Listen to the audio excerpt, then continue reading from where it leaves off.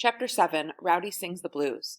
So the day after I decided to transfer to Reardon and my parents agreed to make it happen, I walked over to the tribal school and found Rowdy sitting in his usual place on the playground. He was alone, of course. Everybody was scared of him. "I thought you were on suspension," he said, which was Rowdy's way of saying, "I'm happy you're here." "Kiss my ass," I said.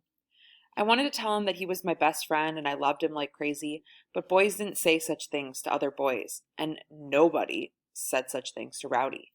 "Can I tell you a secret?" I asked. "Better not be girly," he said. "It's not."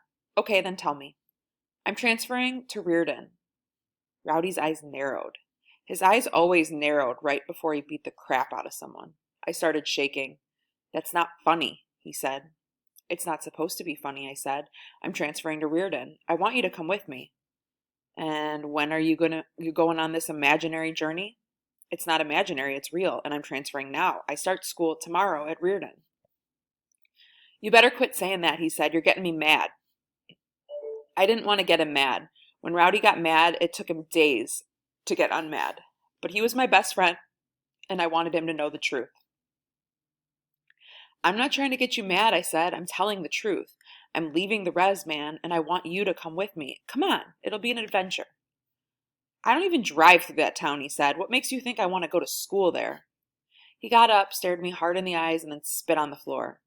"Last year during 8th grade, we traveled to Reardon to play in flag football. Rowdy was our star quarterback and kicker and middle linebacker, and I was the loser water boy. And we lost to Reardon by the score of 45-0. Of course, losing isn't exactly fun. Nobody wants to be a loser. We all got really mad and vowed to kick their asses the next time. But 2 weeks after that, Reardon came to the res and beat us 56-10. During basketball season, Reardon beat us 72-5 and 86-50, our only two losses of the season. Rowdy scored 24 points in the first game and 40 in the second game. I scored 9 points in each game, going 3 for 10 on 3-pointers in the first game and 3 for 15 in the second. Those were my two worst games of the season. During baseball season, Rowdy hit 3 home runs in the first game against Reardon and 2 home runs in the second, but we still lost by scores of 17-3 and 12-2. I played in both losses and struck out 7 times and was hit by a pitch once. Sad thing is, getting hit like that was my only hit of the season. After baseball season, I led the Well Point Junior High Academic Bowl team against Reardon Junior High, and we lost by a grand total of 50-1. Yep, we answered one question correctly. I was the only kid, white or Indian, who knew that Charles Dickens wrote A Tale of Two Cities. And let me tell you, we Indians were the worst of times, and those Reardon kids were the best of times. Those kids were magnificent. They knew everything, and they were beautiful. They were beautiful and smart. They were beautiful and smart and epic. They were filled with hope. I don't know if hope is white, but I do know that hope for us like some mythical creature. Man, I was scared of those Reardon kids, and maybe I was scared of hope too, but Rowdy absolutely hated all of it. "Rowdy," I said, "I'm going to Reardon tomorrow." For the first time, he saw that I was serious, but he didn't want me to be serious. "You'll never do it," he said. "You're too scared." I'm going," I said. "No way, you're a wuss." "I'm doing it." "I'm going to Reardon tomorrow."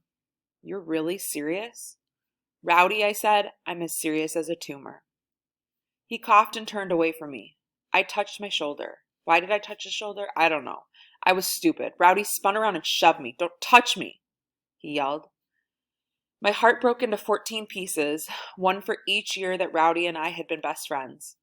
I started crying. That wasn't surprising at all, but Rowdy started crying too, and he hated that. He wiped his eyes, stared at his wet hand, and screamed. I'm sure that everybody on the res heard that scream. It was the worst thing I'd ever heard. It was pain, pure pain. "Rowdy, I'm sorry," I said. "I'm sorry." He kept screaming. "You can still come with me," I said. "You're still my best friend." Rowdy stopped screaming with his mouth, but he kept screaming with his eyes. "You always thought you were better than me," he yelled. No, I don't think I'm better than anybody. I think I'm worse than everybody else." "Why are you leaving?" "I have to go. I'm going to die if I don't leave." I touched his shoulder again, and Rowdy flinched. Yes, I touched him again. What kind of idiot was I?